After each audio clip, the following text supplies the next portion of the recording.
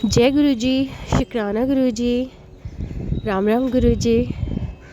आशा करती हूँ सभी संगत बहुत ही अच्छे से मंगलमय होंगे और गुरु जी की ब्लेसिंग हम सभी संगत परिवार पे फुल ऑन बरसती ही रहे।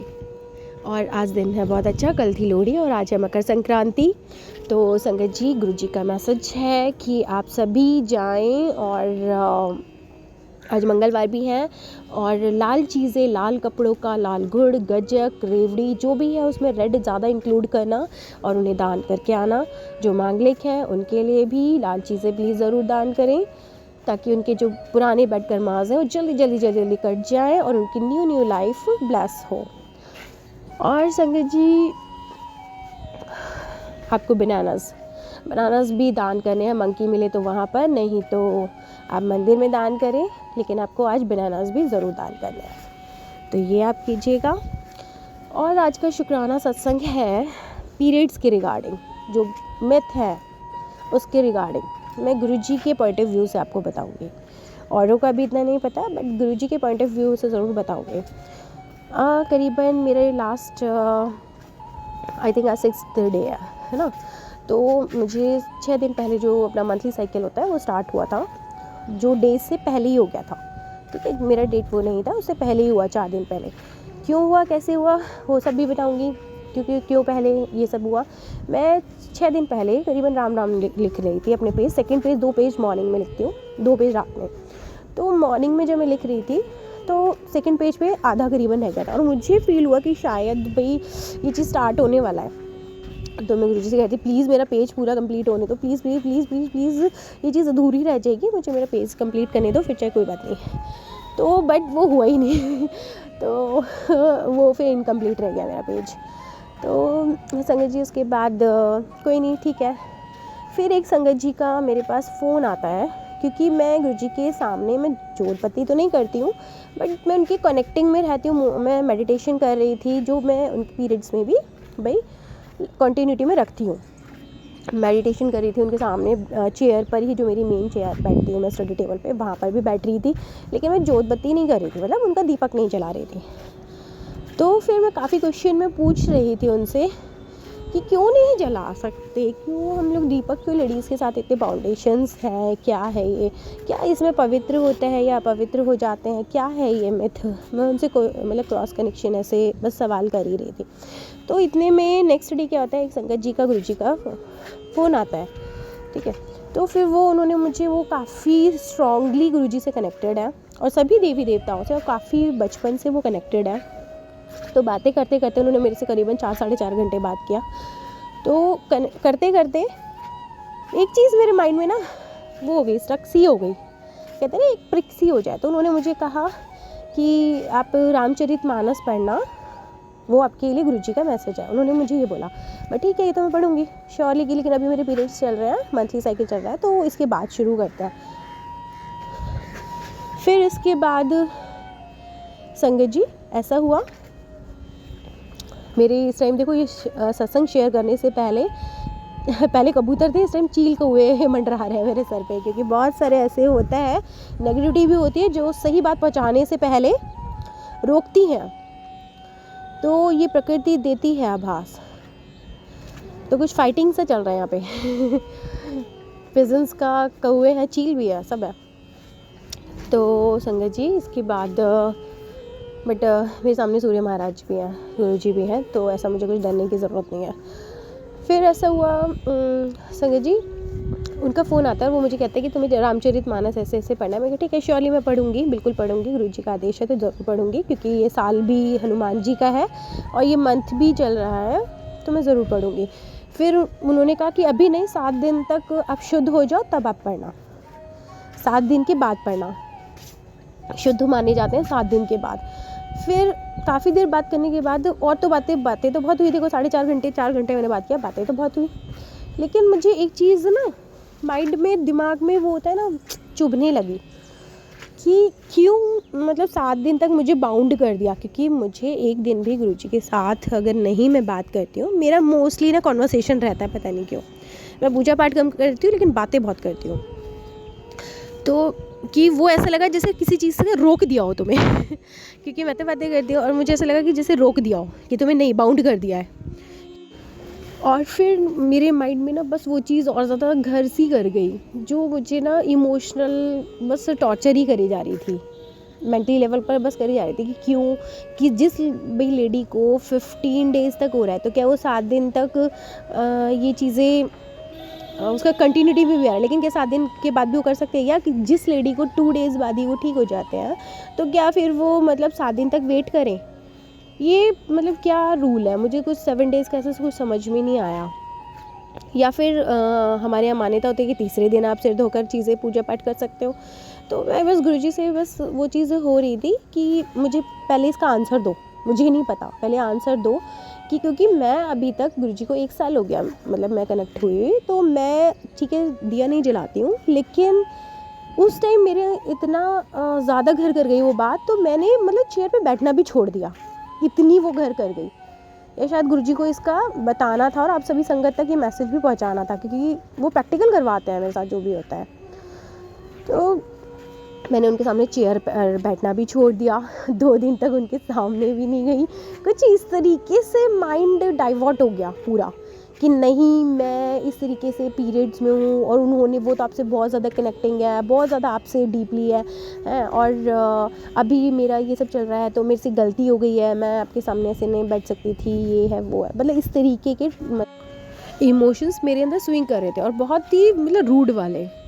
तो मैं इस तरीके से बिहेव कर रही थी, लेकिन जो भी मेडिटेशन वगैरह है मैं दूर बेड पे बैठ के कर रही थी कि उस चीज़ को मैं नहीं रोकूंगी, लेकिन आपसे नहीं करूँगी। तो वो शायद गुरुजी ना और भी ज़्यादा, मैंने कहा ना कि कुछ ऐसा रिश्ता है कि मैं पंपिंग होता है कुछ ऐसे, और फिर गुरुजी उसको प्रूफ करने के लिए लग जाते हैं कि अच्छा तुझे ये प्रूफ चाहिए, ले ये प्रूफ चाहिए, ले। तो इस तरीके से तो पंपिंग सा होता है मेरे माइंड में कुछ कि ये ऐसे टिक टिक होता है कुछ कि भाई ये ऐसे क्यों है, लेकिन मुझे चैन भी नहीं बढ़ रहा था। दोनों चीज़ साथ में ही हो रहा था, क्योंकि मैं बैठती आई हूँ ना अभी तक, तो मुझे वो फील भी हो रही थी कमी, क्योंकि मैं अच्छे से कनेक्ट भी नहीं हो पा रही थी दूर से बैठ करके, तो ये इमोशंस भी चल रहे थे। तो दोनों के बीच में फंस गई थी, बहुत ज़्यादा क्वेश्चन, क्योंकि मुझे कुछ, मैं आपसे वो नहीं कर रही हूँ, कुछ भी लड़ाई नहीं है, झगड़ा नहीं है, कोई नाराज़ नहीं है, कुछ नहीं है, पर मुझे मेरे क्वेश्चंस का ना आंसर दो कि अगर पूजा कर सकती हूँ तो क्यों कर सकती हूँ, पूजा नहीं कर सकती हूँ तो क्यों नहीं कर सकती हूँ, दोनों का पहले जवाब दो, कैसे भी दो, मुझे नहीं पता। तो तब तक मैं सीट पर नहीं बैठने वाली ये कह लो धमकी दे रही थी कुछ भी है, तो मैं नहीं बैठने वाली है। तो उस केस में कुछ ऐसा हुआ कि 2-3 दिन ऐसे ही चलता रहा ड्रामा। तो मैंने पर्ची नेक्स्ट डे जब मेरा फिर ओके हो गया, 4th डे मेरा ठीक हो जाते हैं, तो फिर उसके बाद ऐसा हुआ कि मैं गुरुजी से फिर बोलने लगी कि मैं 7 डेज़ तक क्यों वेट करूँ, पहले मुझे बताओ फिर 7 डेज़ तक क्यों वेट करूँ, अगर मैं आज ही ओके हो गई हूँ तो मैं 7 डेज़ तक क्या है ये उस चीज़ का फॉलो करने का। मैंने पर्चियाँ डाली, ठीक है, कि मुझे 7 डेज़ बाद ही पूजा करनी है या अभी। तो गुरुजी ने भी फिर वही मेरे साथ छल किया या कह कि इसको और ज़्यादा प्रूफ करना है मुझे अब। तो 7 डेज़, फिर पर्ची में भी 7 डेज़ की, नहीं तो 7 डेज़ बाद ही मतलब तू हाथ लगाएगी, 7 डेज़ बाद। तो मैंने सत्संग के लिए कल लोहड़ी का था, उसमें पूछा कि नहीं तू वहाँ भी नहीं आएगी, वहाँ भी नहीं आएगी, यही आया कि ठीक है मैं ठीक हो गई, उसके बाद भी मतलब मेरे को और 7 डेज़ तक क्यों मतलब आप करें, क्योंकि गुरुजी की पर्ची डेडलाइन है, पूरा जो लिखा है वो होगा ही होगा, कि नहीं तो आ जाएगी ही नहीं सत्संग में है। ये वाला आ गया और मेरा दिमाग ख़राब हो गया कि मतलब आप क्या 7 डेज़ तक क्यों खींच रहे हो फालतू में। तो उसके बाद 2-3 मैंने अलग अलग पर्चियाँ निकाली, बट उसमें हर चीज़ के लिए मना आ रहा था, तो मना हो गया। फिर भी नेक्स्ट डे क्या होता है, जब कल लोहड़ी का दिन आता है, तो फिर मैंने पूछा कि, और गुरुजी ने उस सत्संग में, आप ये सोचिएगा पुश करके मेरा माइंड इतना ट्रबल कर लिया इन्हीं बातों के बीच में, दिमाग ख़राब हो गया। मैंने कहा या तो आज मैं सत्संग में जाऊँगी ही नहीं, ठीक है, जो मेरी फ्रेंड आंटी का ही था, या तो मैं सत्संग में जाऊँगी ही नहीं, या फिर आपकी पर्चियाँ झूठी हैं, फिर मैं आज के बाद कभी ट्रस्ट नहीं करूँगी। तो क्योंकि आपने बोला 7 डेज़ तक, और उसमें ये भी आएगा कि तू आज सत्संग में जाएगी ही नहीं, और ये भी आया है, ठीक है, तो या तो आपकी पर्चियाँ झूठी, या फिर मैं जा नहीं पाऊँगी। ठीक है। तो लेकिन गुरुजी ने ऐसा पुश करा मुझे कि मतलब मैं सत्संग में गई और डेकोरेशन का पूरा काम मुझे दे दिया, इवन फ्लावर्स वगैरह डेकोरेशन, उनका चोला लगा, सब कुछ मेरे हाथों से कराया। फिर मैं कहने लगी अच्छा तो अब आपकी पर्चियाँ झूठी, आज तो परीक्षा मेरी नहीं आपकी ही हो गई है। तो फिर तब आपकी पर्चियाँ झूठी। और उसके बाद जिस आंटी के घर पर सत्संग था, जिन भी आंटी के घर पर सत्संग था, तो उनके हाथों से ही उनको भी सेम डे पीरियड स्टार्ट हो गए, जिनके हाथों से। तो गुरुजी ने पूरा अच्छे से, जिस कहते हैं ना हाथ पकड़ के सारा, तो उनका हाथों से ही जोत लगवाई, उनके हाथों से सारा खाना बनवाया, सारी चीज़ें करवाई। तो फिर ये बिल्कुल प्रैक्टिकली गुरुजी ने मुझे प्रूफ कर दिया, ले तू भी आ गई है, ठीक है। और ये जो सेम डे स्टार्ट है वो भी, तू 4th डे है और ये सेम डे है, ठीक है। इनसे मैं काम करवा रहा हूँ, तो अब तू बता कि मतलब तुझे 7 डेज़ तक आगे खुद जज कर उस चीज़ को, कि तुझे खुद 7 डेज़ तक रुकना है, या जो भी कोई मिथ है उनको मानना है, या फिर मेरी बात माननी है। मैं प्रैक्टिकली तुझे चीज़ें दिखा रहा हूँ, क्योंकि ऑप्शन ही नहीं छोड़ा उन्होंने उस चीज़ के लिए, मेरे हाथों से मुझे ही दिया। बल्कि वो डेकोरेशन एक और आंटी के साथ में कर रही थी, तो उनको भी हटा दिया कि भाई उनको भी जस्ट किसी रीज़न की वजह से उनको घर जाना पड़ा, और अकेले ही मतलब मुझे उस डेकोरेशन में लगा दिया कि तुझे ज़्यादा किसी की सुनने की ज़रूरत नहीं है। इवन उस मतलब पर्ची में एक और निकला था कि ये आंटी ने जो बोला वो सही है कि ये नहीं है, तो उस पर्ची में भी कि नहीं, उन आंटी को मैंने ही तेरे लिए भेजा है बात करने के लिए। मतलब हर चीज़ पर्ची में 3-3 4-4 चीज़ बिल्कुल सेम वे में उन्होंने पहले उल्टी निकलवाई, और फिर मुझे प्रूफ करने के लिए फिर सत्संग में मेरा काम भी करवाया। दोनों माइंड मेरा ऐसा उन्होंने पज़ल कर दिया गुरुजी ने बहुत अच्छे से। और फिर प्रैक्टिकली चीज़ें दिखाने के लिए कि अब देख मैं क्या करवाता हूँ। तो सारा डेकोरेशन, और उन आंटी से जो सेम डे पीरियड्स में थे, तो उनसे सारा खाना बनवाया। इवन जोत जो जलती है वो भी उन्होंने ही लगाई, और जो हमारा आरती होती है वो भी उन्होंने किया। तो सब कुछ तो मतलब किया। फिर ये मिथ है क्यों? फिर क्यों है ये मिथ ऐसा कि भाई पूजा नहीं करनी चाहिए, लेडीज़ों को बाहर रहना चाहिए, पूजा पाठ से दूर रहना चाहिए, और ये सब चीज़ें? क्योंकि गुरुजी तो मान ही नहीं रहे, वो तो खुद मतलब ये चीज़ें उन्होंने ऑर्गेनाइज़ करवाई हैं, यही चीज़ मुझे दिखाने के लिए। और मुझे फिर गुरुजी ने कहा कि जो भी तेरा पर्ची में निकल, अगर मैं सही बता देता तो तेरी ये चीज़ें कभी क्लियर नहीं होती, और संगत को भी तो कभी क्लियर नहीं करवा पाती। तो उन्हें मुझे रूट से चीज़ें समझानी थी कि पूजा पाठ, और उन्होंने साथ में ये भी बताया कि पहले के लोग जो होते थे उनको, लेडीज़ों को इसलिए मतलब ये अलग रख दिया जाता था कि किचन में नहीं घुसने देना, कपड़े अलग देना, एक कॉर्नर अलग से दे देना। वो सब इसलिए होता था कि उसको वो पर्टिकुलर रेस्ट मिले, क्योंकि हार्मोन्स इतने ज़्यादा इम्बैलेंस होते हैं कि लेडी को इतने पेन्स होते हैं, वो इमोशनल ट्रॉमास में होती है, और घर के काम काज और घर की फैमिली के चक्कर में वो और डबल ट्रिपल हो जाते हैं, तो उसको रेस्ट नहीं मिलता। तो पुराने ज़माने में क्या किया जाता था, उसको एक रेस्ट दिया जाता था कि तेरे को एक अलग से हम ये दे रहे हैं स्पेस कि तू फुल ऑन आराम कर, और यहीं बैठ कर के भजन कीर्तन भी कर।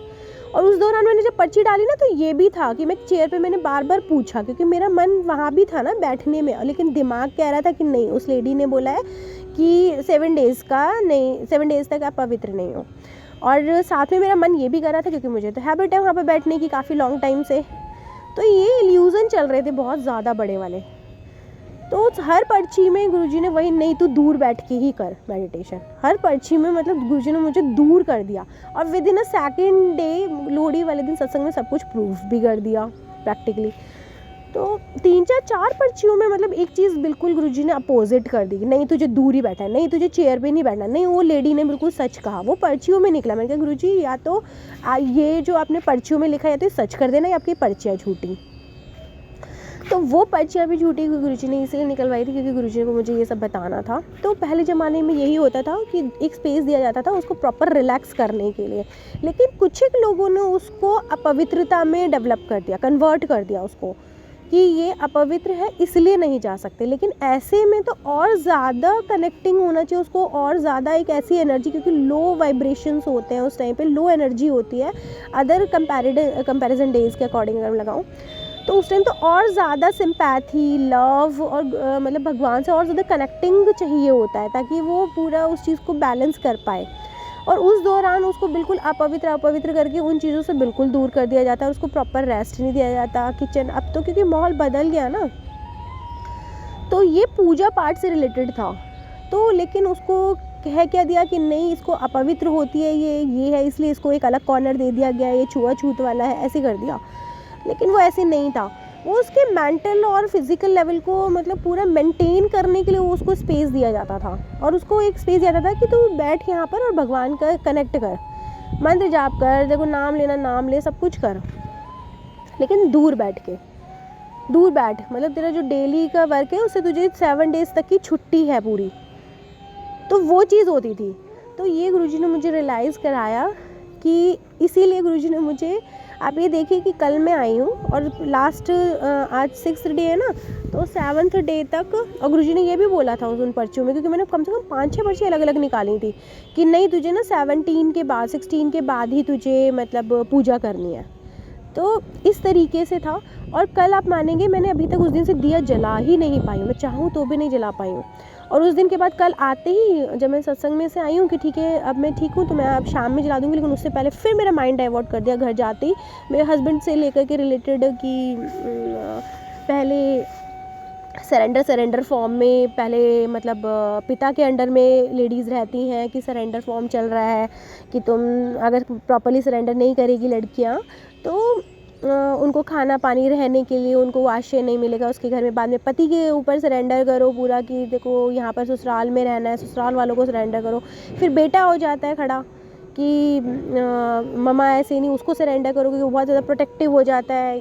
तो मतलब जेंट्स आके ऑलवेज़ ना सरेंडर मांगते हैं। फिर मैंने गुरुजी के ऊपर भी यही चीज़, मैं सच बताऊँगी कि आप भी यही मांगते हो जेंट्स के रूप में कि पहले तू सरेंडर कर सारी चीज़ें, तब मैं तेरा कुछ सोचूंगा। ये हमेशा लेडीज़ ही क्यों सरेंडर मांगते रहते हैं, खुद से कभी जेंट्स कभी क्यों नहीं सरेंडर करवाते। तो इस तरीके के मेरे कॉन्वर्सेशन रहते हैं गुरुजी के साथ। अगर संगत जी आपको बुरा लगे तो प्लीज़ मुझे क्षमा करना। तो इसके बाद भी जब मैं घर पर आई तो फिर से मैं गुरुजी से ये वाला कॉन्वर्सेशन मेरा स्टार्ट हो गया कि हमेशा लेडीज़, तो मेरा दिमाग और ज़्यादा ख़राब हो गया। फिर मेरा ऐसे हो गया मैं बैग पैक कर रही हूँ, मैं तो जा रही हूँ अपने घर पे। मैं मतलब इतना मेरा दिमाग ख़राब हो गया कि मैं सब कुछ छोड़ दिया वहाँ पर। इवन गुरुजी से आज्ञा भी नहीं ली कि मैं जा रही हूँ। तो उसके बाद वो भी सब गुरुजी का ही क्रिएशन था कि 7 डेज़ का उन्हें मुझे रेस्ट जो देना था। सोचो मैं कल का भी दीपक नहीं जला पाई हूँ और आज मैं अपने घर पर आ गई हूँ। और कल आई थिंक 16 तारीख तक की गुरुजी ने छुट्टी दी है मुझे। 17 को मैं जा करके शायद दीपक जला पाऊँ। तो सेम वो पर्ची में जो निकला था वो भी सही था कि वो अपवित्रता को लेकर गुरुजी ने नहीं कहा था, लेकिन उन्होंने ये ज़रूर कहा था कि 7 डेज़ का मैं तेरे को जो भी तेरा डेली रूटीन हो रहा है उससे मैं तेरे को छुट्टी दे रहा हूँ। तो कहीं ना कहीं वो पर्चियाँ भी सही थी, लेकिन व्यू ऑफ पॉइंट अलग था। 7 दिन की छुट्टियाँ भी उन्होंने मुझे दी, वो जो लेडी ने कहा वो भी सही था, लेकिन मीनिंग अलग था। वो अपवित्रता को लेकर नहीं था, वो तुम्हें रेस्ट देने के लिए था। वो तुम्हारी body, mental level, physical level को एक रेस्ट देने के लिए था कि तुम्हारी बॉडी को तेरे को रेस्ट मिलेगा, बहुत ज़्यादा ओवरलोडिंग होगी, तू जा घूम करके आ। वो इस तरीके से था। और उन्होंने कहा कि नहीं तू 16 के बाद ही, ऐसे 17 के बाद ही तू मतलब कनेक्ट यहाँ सीट पर बैठ सकती है, गद्दी पे बैठ सकती है। तो वो भी सही था क्योंकि मैं यहाँ पर आ गई हूँ तो मैं जला ही नहीं पाऊँगी। तो मतलब उन्होंने ना ही पर्चियाँ झूठी होने दी, और जो बात उन्हें प्रूफ करनी थी वो भी उन्होंने प्रूफ करी मुझे प्रैक्टिकली।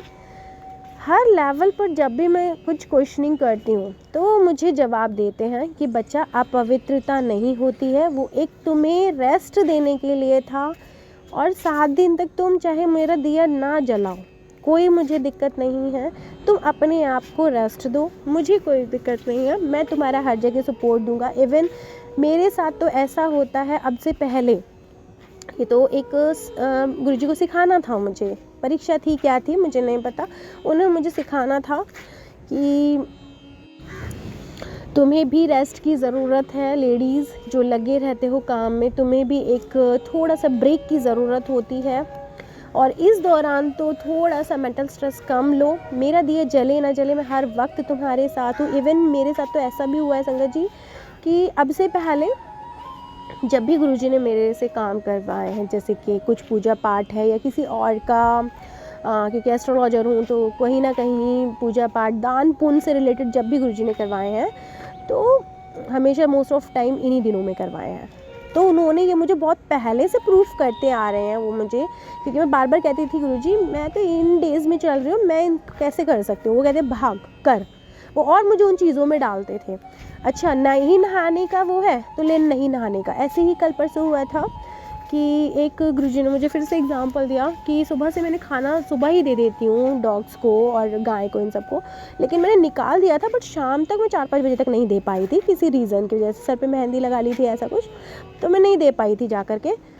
तो गुरुजी ने फिर नेक्स्ट डे मॉर्निंग सुबह 4 बजे से शाम के 4 बजे तक मुझे भूखा रखा, और मैं इतनी तिलमिला गई क्योंकि मैं बिल्कुल भी चाय तक भी नहीं पिए थे, बहुत ज़्यादा मतलब मुझे भूख बर्दाश्त नहीं होती।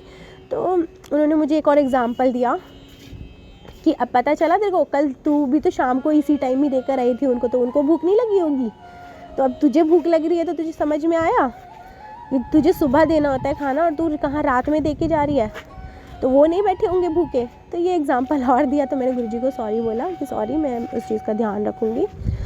तो क्योंकि उनको हैबिट हो गई है ना सुबह खाना मिलने की, तो बात देखते हैं उस चीज़ की। तो जब आपको खाना नहीं मिलता और आपको भूख लग गया है तो आप तिलमिला जाते हो, तो वही उनका भी हाल हुआ होगा।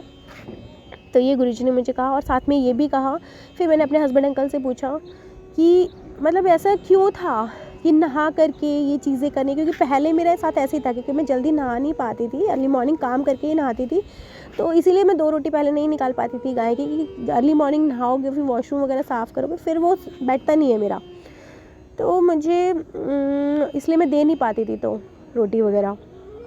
तो मेरे हस्बैंड अंकल को मैंने बताया कि अगर मैं नहीं नहा रहा, मेरे नहाने ना नहाने से किसी की भूख का क्या सवाल, अगर दूसरे इंसान को तो उसको तो जानवर को भूख लगी है ना, अगर मैं नहाई हूँ नहीं नहाई हूँ, मैं पीरियड्स में हूँ कैसे भी हूँ, तो अगर मुझे डॉग्स को गाय को किसी को भी रोटी देनी है तो उसके लिए मेरा शुद्ध होना ज़रूरी है। तो उन्होंने कहा ऐसा कुछ नहीं है, मेरे शुद्ध अशुद्ध से किसी की भूख का क्या मतलब, उसके तो पेट में आग लगी है ना भूख की, तो तुम इसको इससे क्यों जोड़ रही हो। तो मुझे कुछ 3-4 दिन से मेरे दिमाग में यही पवित्र अपवित्र ये सब चले जा रहा है, और पता नहीं क्यों ये बस गुरुजी का कह रही हूँ ना लेसन्स होते हैं सिखाने के लिए। तो यही था क्यों उस लेडी का सडनली फ़ोन गुरुजी ने करवाया, और क्यों बच्चियों में ये कि नहीं मैंने ही उसे भेजा है, तो उन्हें मुझे कुछ सिखाना था और आप सभी संगत तक भी पहुंचाना था कि नहाना ना नहाना, पूजा करना अच्छी बात है, नहा करके जितना कर सकते हैं मैं उसके खिलाफ़ नहीं हूँ बिल्कुल भी, लेकिन उन लेडीज़ के लिए बोल रही हूँ जो फिर ये कहते हैं कि हम नहाए नहीं है तो हम ये नहीं कर सकते, हम पीरियड्स में तो हम ये नहीं कर सकते, हम जानवरों को कैसे हम दान पुण्य करेंगे, स्पेशली दान पुण्य जानवरों को देने के लिए, प्रकृति के लिए आपका नहाना ना नहाना, शुद्ध अशुद्ध पवित्र पवित्र कोई मतलब नहीं है। आपको जाना है और आपको जो भी दान पुण्य करना है, ये डॉग्स को गाय को स्पेशली किसी को कुछ भी देना है, तो आपके नहाने नहाने से और उनके भूख पेट की जो भूख है उसका कोई रिश्ता नहीं है, आप जाके दे सकते हो। ये गुरुजी ने मुझे प्रूफ करा और बहुत अच्छे से प्रैक्टिकली प्रूफ करा, मेरे को बहुत ज़्यादा इल्यूज़न में रख करके उसके बाद करा। ना ही उनकी पर्चियाँ झूठी थी और ना ही उनके लाइसेंस झूठे हैं, बट इल्यूज़न ऐसे क्रिएट कर दिए कि गुरुजी आज तो आपकी परीक्षा हो गई, या तो आपकी पर्चियाँ झूठी या फिर मैं आज भाई जाऊंगी नहीं वहाँ पर सत्संग में, नहीं जा पाऊंगी, ये है वो है। तो ना ही गुरुजी की पर्चियाँ झूठी थी और ना ही उन्होंने मुझे जो सिखाना था वो झूठा था।